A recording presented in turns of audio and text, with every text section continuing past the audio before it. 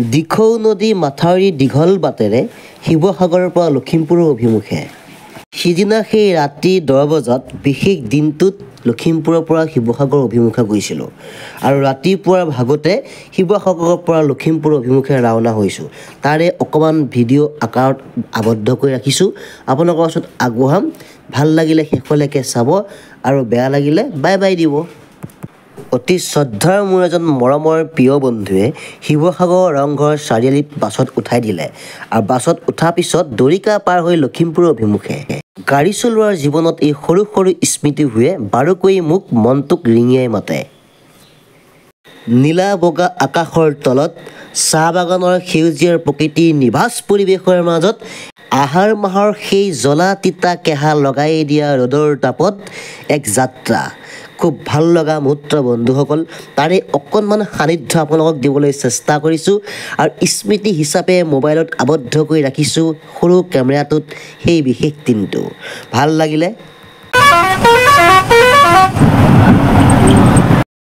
গাড়ী ৰাখে য'তেই মই নামো তাতেই মোবাইল আছে যেতিয়া ভিডিঅ' কৰি ৰাখোঁ তাতেই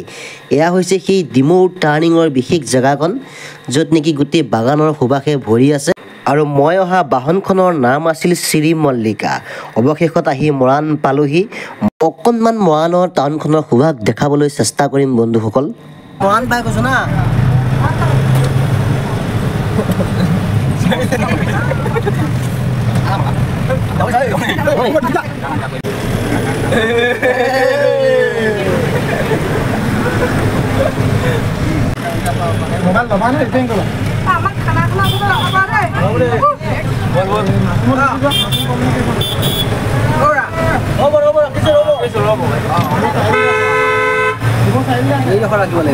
এনেকৈ হাঁহি ধেমালি কৰি অৱশেষত আহি চুকাফা পালোহি যিহেতু এটা দীঘলীয়া ভিডিঅ' হ'ব বন্ধুসকল ভিডিঅ'টো ইমানতে সমাপ্ত কৰিম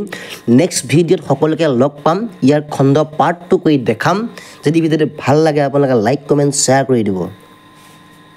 বৰ্তমান আহি এতিয়া আমি চুকাফা পাই গ'লোঁ এতিয়া মালিক শ্ৰী মল্লিকা স্বত্বাধিকাৰী মালিক অকণমান চাই দিব এইফালে মালিক মালিকে লাজ কৰে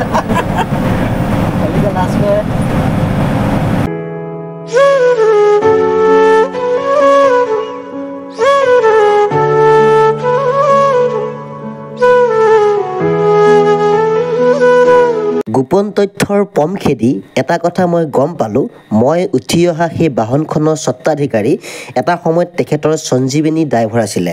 আৰু এতিয়া তেখেত সেই শ্ৰী মল্লিকা মালিক হাৰ হাৰ মহাদেৱ